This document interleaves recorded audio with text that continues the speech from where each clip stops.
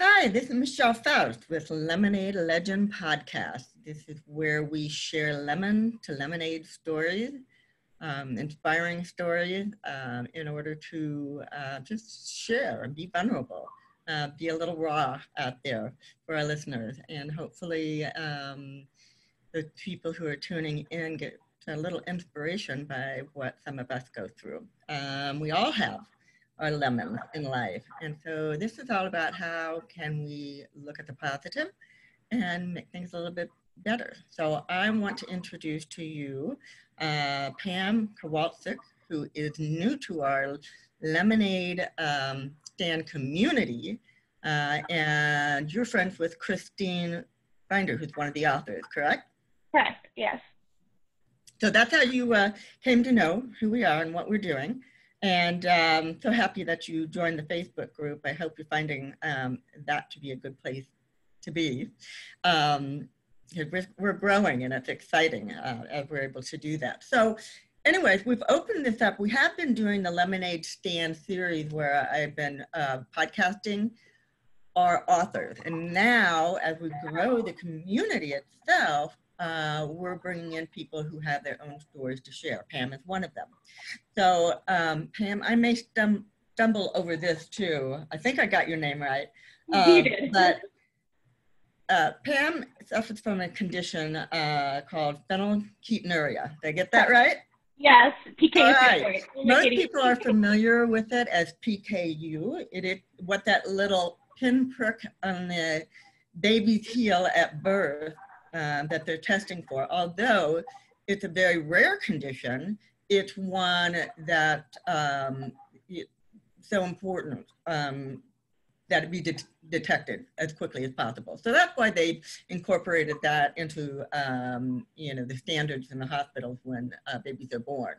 So you may have to correct me on this too, Pam, but my understanding is that it is the inability to break down protein.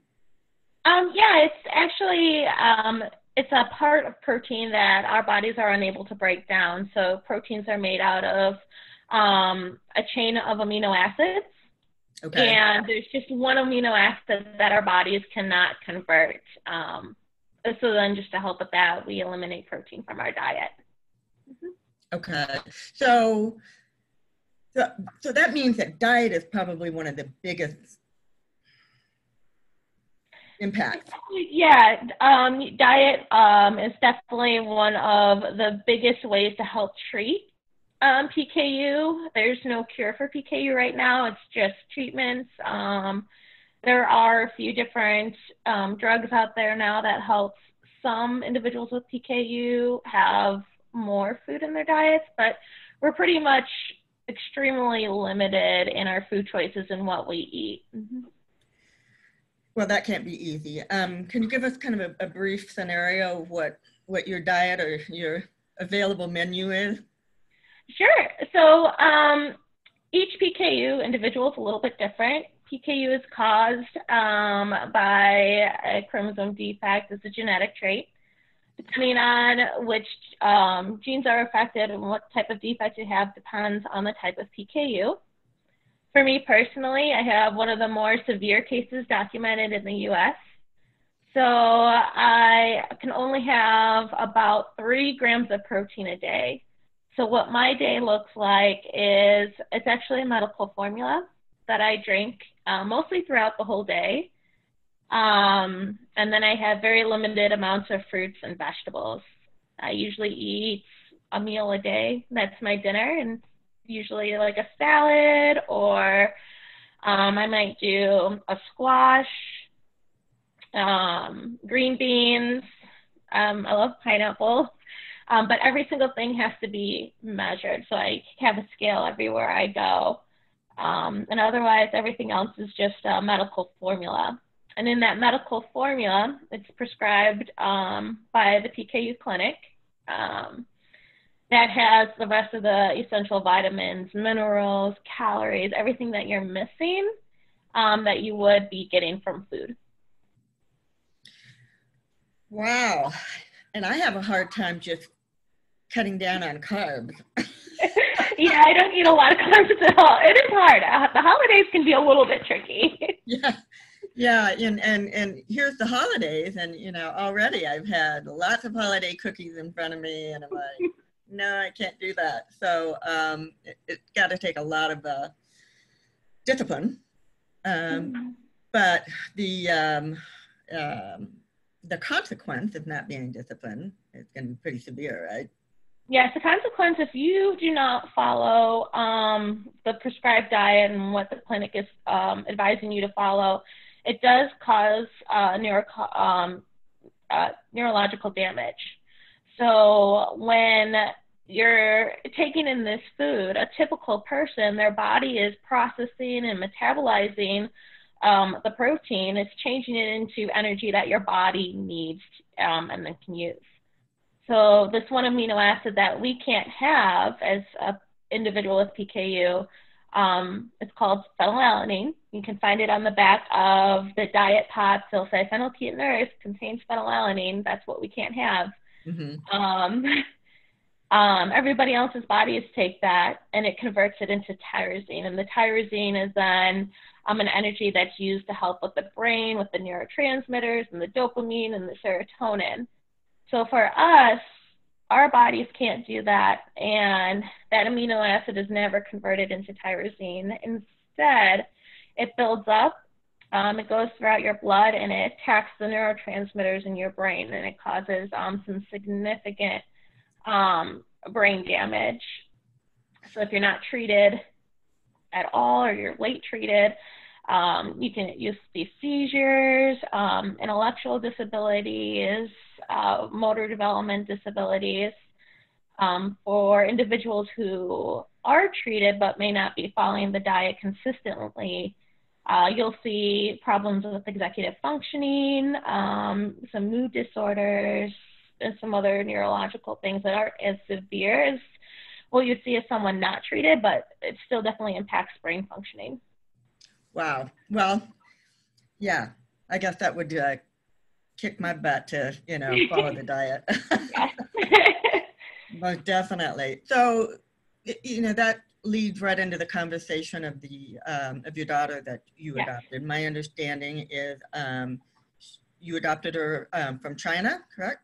I did. Yes, I adopted my daughter from China in 2017. I adopted her knowing that she actually had PKU as well. So looking through different profiles, I actually attended a conference, a national conference for PKU.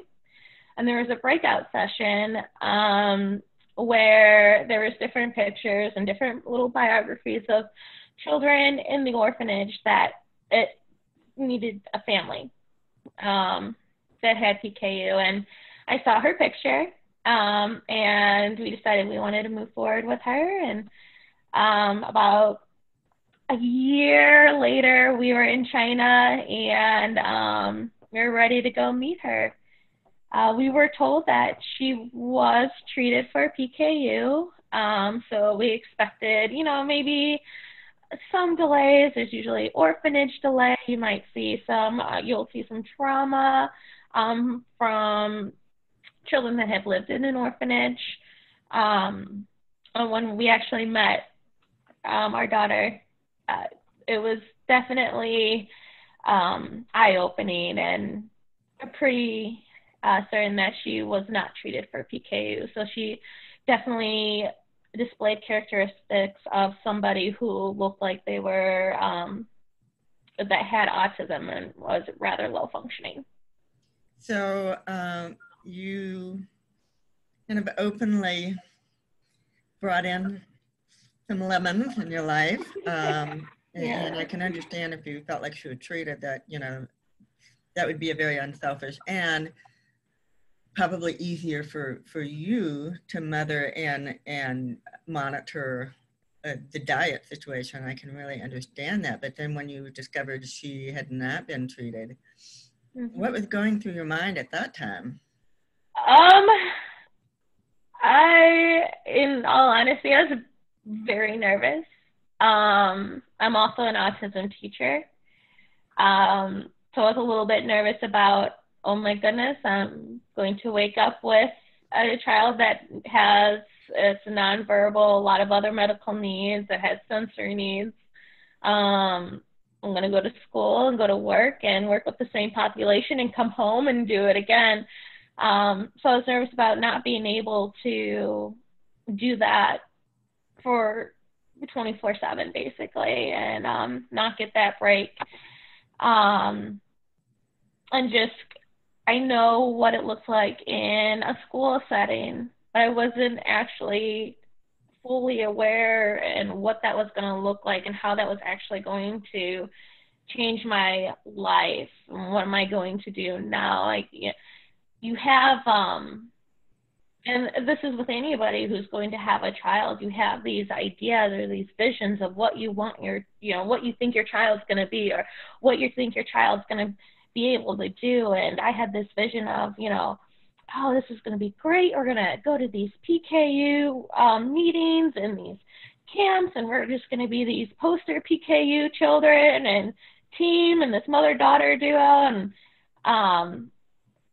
I thought she was going to be just like me, and it turned, she was going to be completely fine. She's going to be successful. Just put a little bit more extra work, and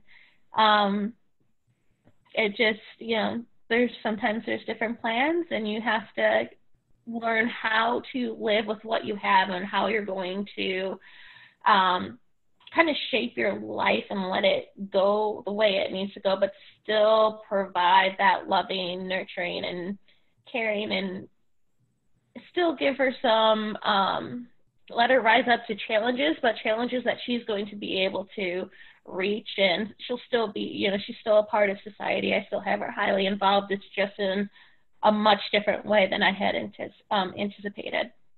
Right. Yeah, I can only imagine that, it's like giving birth and you're expecting a beautiful, perfect child. And, sometimes that doesn't always happen. Sometimes we have babies that come into the world that, have different challenges, and it's really a mind shift when it doesn't follow, through the way you planned it. But, God oftentimes has different plans for us. So we make lemonade, right? So let's talk about how you make lemonade and the joy and the things you're grateful for, and let's hear from your experience how you do that.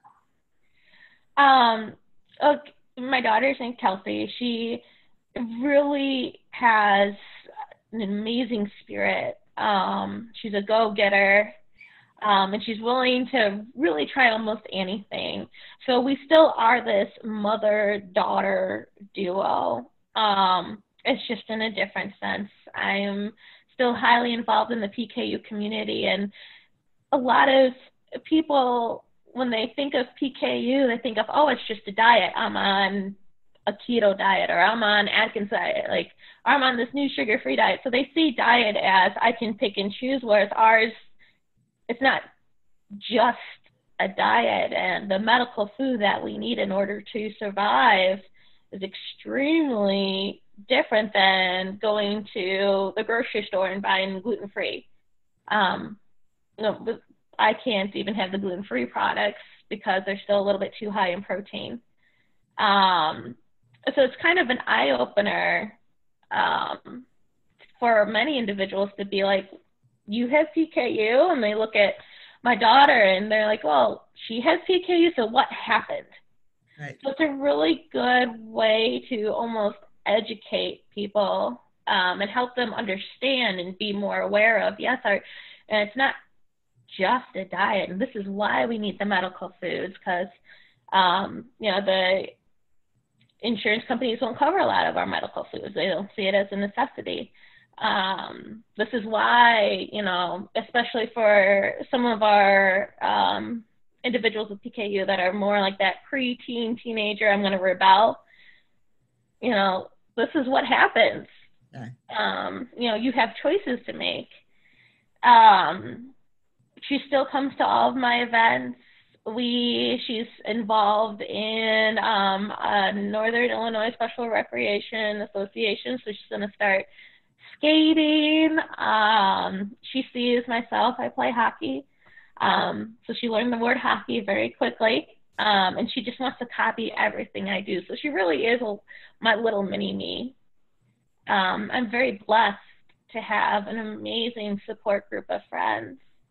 And with all of this, I'm just learning and seeing so much more good in society and people that want to actually help and be a part of our lives when our lives are, in our little house, it's just chaotic and crazy, but outside we make things look simple. And a lot of that is because we have friends to come and help us. We have friends and family that are going to support us through all these little different journeys and paths that we take in order to be successful in life.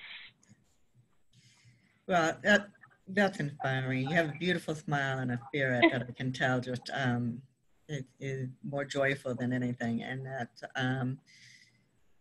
and you don't have an easy life. I know that. And I can relate as my daughter has Ehlers-Danlos syndrome, which is not many people are familiar with it, but it's a connective tissue disorder, a very rare disease state. So much of what you're talking about, although you can never compare apples to oranges because there's, differences in the disease state.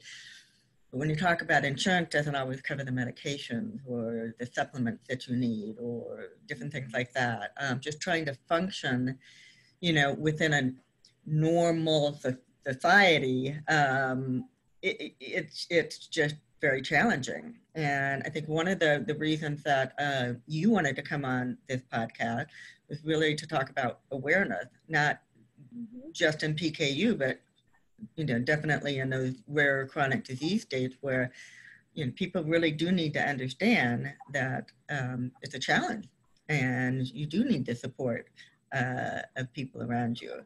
So what else would you, in light of that, what else would you like us to know? Good, bad, or in Pam's life? I think it's just that awareness. You look at the surface of people, and that's with anyone with a chronic illness or something. We use the term zebras, and that's, you hear, it's a term that they use for people with rare disorders or diseases, that when you go to a doctor's office, you hear like the hoof beats, and everyone thinks right away, oh, it's a horse, but you got to really stop and think, like, well, maybe it's a zebra. Yeah. So looking, especially like in the medical field, Kelsey and I are in doctors' offices a lot, and we're constantly having to educate doctors, and it's exhausting.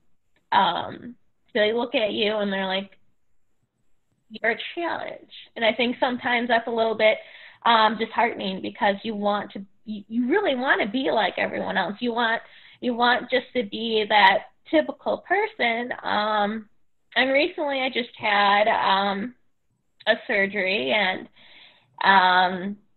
they were getting me prepped, and they were saying, all of a sudden they stopped the surgery, and like, well, you're a little bit more complicated than we expected.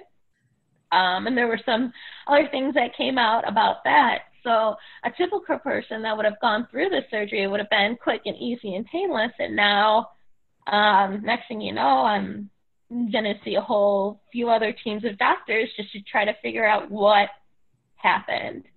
And you're educating again. So sometimes I'll compare myself to, I've got my little mini PhD, because you have to know so much about these rare things that other doctors, they may have learned in a small paragraph in their biology class. Yeah. So again, I so identify with what you're just saying, because you do have to go through a bit of an education process with the physician. And I'm married to a physician, so I get it. But yeah. He would probably argue with, about having to educate the physician part. But on the same hand, when I question him, I'm like, what do you know about PKU because I'm going to have a guest, you know. And yeah, it was kind of that. He definitely knew of it, had gone to school, you know, I'd learned, you know, in medical school, everything. And it wasn't that, but he just said, you know, I have to go read up on it to tell you much more. Because as a family practice doctor, he's not seeing, you know, PKU Right. and having to deal with it. And I see that with my daughter as well, because EDS is so rare, and she's also in a small town. So she's dealing with the small town doctors, and she's so smart when it comes to medical issues. And sometimes she and my husband butt heads because Yeah. like, you're not a doctor, and she said, yeah, but I know more about EDS than you do. Yeah, because she's like she lives it. Yeah. And it's living it than studying it. And I think that's a whole different perspective that individuals with chronic illnesses, and they say they're like we're invisible. It's an invisible disability where you look like you're doing okay, but on the inside your body is working really hard to wake up the next day and function. So let's talk about that a little bit. You know, are there physical limitations or pain associated with PKU, or at least for you specifically? For me, the only pain that I would get from PKU right now is like headaches. As far as mobility limiting, I don't have that. Now for Kelsey, because of the damage that has been done to her brain, we're thinking she doesn't have an actual birth date. She was abandoned in China without a birth note or anything, so they're estimating her age. You know, the orphanage gave her a date. She'd be turning 6 on January 11th. However, when I took her to the dentist this summer, they said, you know, we think she's already at least 6. So given that, she could have been living in this orphanage without being treated for about 4 years. So that's 4 years of brain damage being done to her. So it's definitely impacted her motor abilities and her fine motor and gross motor and just muscle development. So she does have like some abnormalities as far as that goes, that we are working really hard with physical therapy and occupational therapy, and just me and my own getting her to explore her world as much as possible on her hands and climbing or on a scooter and rolling around. So trying to develop that and making up for 4 years. For other individuals with PKU, if they're not following their diet, they will see like more like muscle tremors, or they'll feel like their body is just aching, and they're losing kind of that almost like an MS type of symptom they can kind of describe. So depending on how they decide to follow their treatment plan, and each state is different too. I live in the state of Illinois, so right now the formula that I take is covered on a formula program. None of the food is covered, but at least the formula is, which is a huge, huge chunk of money. There's other states that won't cover the formula at all. So many individuals don't have access to these medical foods and the medical formulas that help keep their brains healthy. So they're suffering from that. They just can't financially afford it. And then that's when you'll see some of those side effects of PKU. So in your opinion, when you're trying to spread awareness out there and you know, seeking out support, do you feel like the support should be in the area, maybe not specifically for you, but in PKU in general? As you say, there's some states that won't cover, you know, the medical formula. Is in like a charitable organization supporting, is there, you know, any organizations that are providing that kind of support? There is, we have a national organization that works really hard on is trying to get more information on PKU. So PKU is still a newer disease too.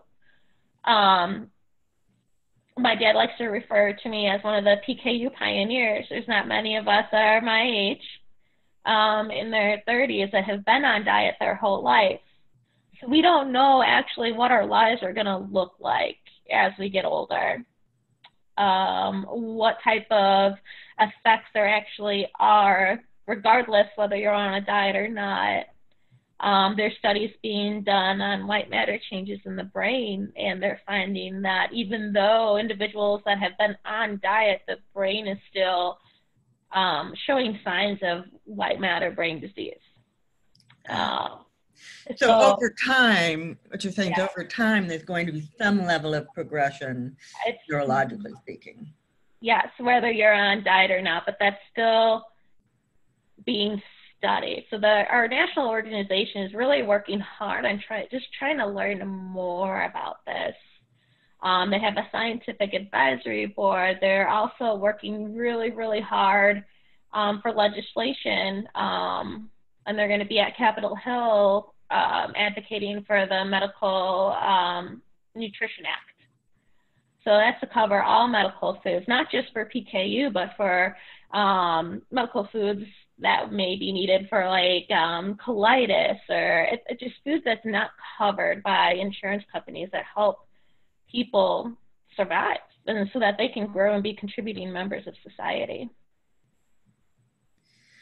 Well, I feel enlightened even with the limited information that I already had. It's like, I really appreciate you sharing that, and I really appreciate your smile, because you know, that's what this community is really all about. And hey, we're all dealt our hand, you know, so there's really, what are you going to do? You're going to make the best of it. And as a community, I really encourage that supportive side to say, hey, you know, be a part of what we represent. And, you know, sometimes I have to tell people it's okay to ask for help, or, you know, share your story and be a little vulnerable, because it does help when you can talk about what's going on and share with people. So, so I appreciate it. Fit really well into what we're doing and the community that we're building. So is there, within that Facebook group that we have, which, by the way, for anybody who wants to join it, is the Lemonade Stand Community. You can look it up and find it and join up. What would you like to see? I think I'm going to send a survey out there to try to figure out, you know, what people really want to, you know, look to gain. Is there anything in particular you can think of that, as being a part of that Facebook group, you would like to see? I think I love the fact that people can share powerful stories and show how they're overcoming obstacles. So for me personally, when I'm struggling, I like to see how other people are able to overcome their obstacles and just give that sense of hope and a sense of support. And everybody has, like you said, everybody has their own challenges. Everybody's dealt their own hand. So how are they learning how to play the cards that they have in their hand? If there's any way to support that individual, even if it's just uplifting them with positive quotes or inspirational quotes, or if it's writing a letter to representatives, if they're trying to get something passed in state level. Sometimes you can't do state, but at a national level that would benefit a larger community, that would be outstanding. It's just coming together and to support, you know, for being rare, you know, with rare, you're one voice. We're one voice with considering like even EDS, you know, you're this small little community, but all together with people with rare diseases or disorders, if you come together, you're a much larger community and you can do so much more together. So I think that would be outstanding, is just kind of forming this support group and how you can uplift people. If you help somebody, and it's kind of that trickle effect, you know, like a positive psychology is if you help someone and you start with this group, they're going to continue to help other people. And it's just going to keep growing and growing and growing, really uplifting more people just to be better and do their best and know that there's going to be struggles, understand there's going to be differences.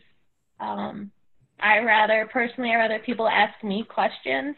So when I'm walking around with my little scale at restaurants and people are like just looking over there staring at me as my daughter's tapping or flipping a cup or a spoon or a fork, which is kind of an odd behavior, and I'm putting any little tiny food on a scale instead of people just staring. I would rather have someone be like, oh, that's interesting. You know, do you mind if I ask, what are you doing? I'd rather educate people than people be scared of us or wonder about us or make assumptions. I want people to be more knowledgeable.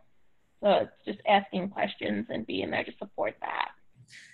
Well, that's great. Thank you for that feedback. And other member of our group, I'd love it if if something comes up, like where somebody can write a letter, there's something that maybe a bill that's going to be passed or something, hey, put it out there. There's a lot of people in this group that would be more than happy to sit down and do that. But continue to share your story even on the Facebook group. We're looking forward to a book 2 coming out at some point. I've got to work on book 1 being, the blockbuster right now. But we definitely are growing the community for this purpose, to be a safe place to share your story and be a little bit vulnerable and raw, and not be afraid to ask for support, even if it's just prayer. We have some people that do some pretty powerful praying out there, and it does some amazing results from that. So I thank you. I would like to ask a favor of you. Yes. Would you take a picture of Kelsey and post it on the Facebook page so I can see it? Of course. I've got so many pictures of her. I'm sure she's a doll. So I really love it. Yeah. So we usually have a turnaround time to get the podcast out. So if you'll share a couple of pictures, then I can post those at the same time I post the podcast. Okay. And that way, as people are listening, they'll have that visual of your adorable daughter. Definitely. I've got pictures of just her and me and her, and she's been 2 years here in the United States, and she's been to like 3 different states. So she travels with me. She's an explorer. We've got lots of adventures, just trying to show her that life is more than just PKU. We're more than just PKU. There's so much more out there that we need to learn and experience and just enjoy while we have it. So lots of pictures. Post as many as you like. Thanks so much for sharing your pain and challenges along with your joy and the happiness that you do find in life. And it was a great discussion. So definitely we'll push this out there to get people to listen and just have a little bit better understanding of what some people go through. And it's kind of funny because no matter what your obstacle is, and there's lots of them out there, you always find someone else where you say, oh, well, at least I don't have to deal with that. So, and I think that's one of the powerful things about sharing is that, you can tend to get caught up in your own situation. You need to know there's a lot going on out there. And with people, struggling to get through just whatever is in front of them. And so that's why we share. And I look forward to sharing more with you. So with that, we're going to have to sign off. And I look forward to having many more chats with you through the Facebook group. And I will definitely put you in my prayer list. Thank you. Absolutely. And I can't wait to see those pictures of Kelsey. So thank you so much for sharing your time and your life with us. Thank you for the opportunity. I really enjoyed it. You bet. So this is Michelle Faust with Lemonade Legend and Pam Kowalczyk. I knew I was gonna mess that up a little bit, but I wanted to. I I wanted to acknowledge your full name. I like to do that. But anyways, at least I got the phenylketonuria part down. Okay. Yeah, that's fantastic. Yeah, try to say both that and your last name at this, one after another. Yeah. All the letters in the alphabet in 2 words. All right, Pam. Thank you so much. You have a great afternoon, and I look forward to talking to you again. All right. Thank you. You too.